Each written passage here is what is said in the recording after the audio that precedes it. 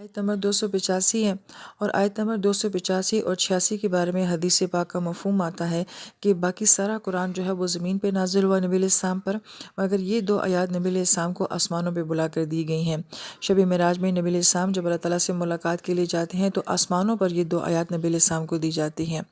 اس سے حدیث پاک میں آتا ہے کہ یہ عرش کے نیچے سے خاص دو آیات جو ہیں نبی علیہ السلام کو دی گئی ہیں، اور ان کو دو موتی بھی کہا گیا ہے، اور فرمایا کہ بڑی حسرت ہے اس انسان کے اوپر جو ان دو آیات کو رات کو پڑھ کر نہیں سوتا ہے۔ پھر اس کے بعد آیت مبارکہ میں آتا ہے کہ آمن رسول، ایمان لے کے آئے رسول، بما انزل الیہ، اور جو کچھ ان کے اوپر نازل ہوا، من ربہ، ان کے رب کی طرف سے، والمؤمنون، اور ایمان والے بھی ایمان لے کر آئے۔ اس آیت مبارکہ کی پہلی خاص بات تو یہی ہے کہ ہم تو اپنے نبی کے اوپر ایمان لے کر آتے ہیں، لیکن یہاں پہ نبی کے ایمان لانے کا جو ہے وہ تذکرہ ہو رہا ہے، یعنی کہ ایمان لانے میں نبی بھی جو ہوتے ہیں وہ بھی سر فہرست ہوتے ہیں، کہ وہ پہلے ایمان لے کر آتے ہیں، پھر ہم ان کے اوپر ایمان لے کر آتے ہیں۔ اور بڑی پیاری بات یہاں پہ کہ نبی علیہ السلام کے ایمان لانے کے ساتھ، یعنی کہ انبیاء علیہ السلام کے ایمان لانے کے ساتھ مومنون، تمام ایمان والوں کا ذکر کیا گیا ہے، دونوں کے ایمان کا ایک جگہ ذکر کیا ہے۔ حالانکہ ہمارے ایمان میں اور انبیاء کے ایمان میں تو زمین آسمان کا فرق ہوتا ہے، مگر ایمان والوں کو یہ اعزاز دیا گیا ہے کہ ان کے ایمان کا تذکرہ اپنے نبیوں کے ساتھ کیا گیا ہے۔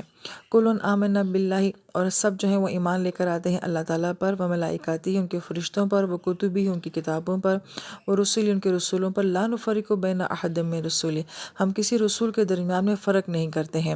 اگر جیسی محبت ہمیں نبی علیہ السلام کے لیے محسوس ہوتی ہے ویسی تمام انبیاء کے لیے بھی ہوتی ہے۔ اگر ہمارے نبی کی کوئی بے ادبی کی جاتی ہے تو کسی بھی نبی کی بے ادبی کی جائے تو ہم یہ نہیں کہتے کہ یہ تو اس امت کے نبی ہیں، نہیں، وہ ہمارے نبی بھی ہیں، ہمیں ان کے لیے بھی ویسا ہی دکھ ہوتا ہے۔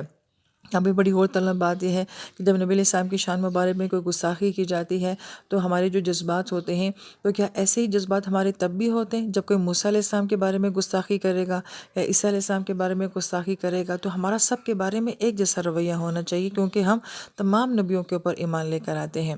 وقالوا سمعنا واطعنا، اور یہاں پہ صحابہ کرام کی طرف سے تعریف کی جا رہی ہے کہ پچھلی آیت مبارکہ جو ان کو بہت مشکل لگی تھی، انہوں نے کہا کہ ہم سنتے ہیں اور ہم مانتے ہیں۔ اب یہاں پہ مفسرین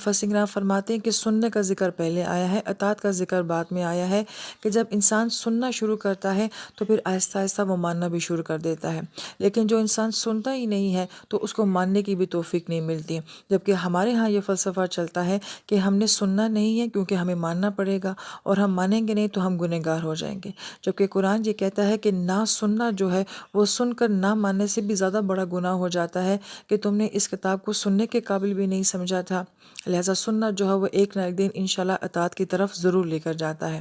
غفرانک ربنا، اور پھر اس کے بعد معافی مانگی گئی ہے، کیوں؟ اس لیے کہ ہمارے سننے میں اور ہمارے ماننے میں، ہماری اطاعت کرنے میں بہت ساری کمیاں رہ جاتی ہیں، تو ہم اللہ تعالیٰ سے معافی مانگتے ہیں کہ اللہ تعالیٰ ہمارے سننے کی کمیوں کو معاف کر دینا اور ہماری اطاعت کی کمیوں کو معاف کر دینا۔ وَإِلَيْكَ الْمَصِيرُ، اور آپ ہی کی طرف ہمیں لوٹ کر جانا ہے۔ مسیر کا مطلب ہوتا ہے کسی کام کی انتہا، کسی کام کی پیک، کسی چیز کی منزل۔ تو ہماری منزل کیا ہے؟ ہماری منزل اللہ تعالیٰ کی طرف لوٹ کر جانا ہے، لہٰذا ہم جو بھی ہیں، جہاں بھی ہیں اور جو کچھ بھی کر رہے ہیں، ہماری منزل اللہ تعالیٰ ہے۔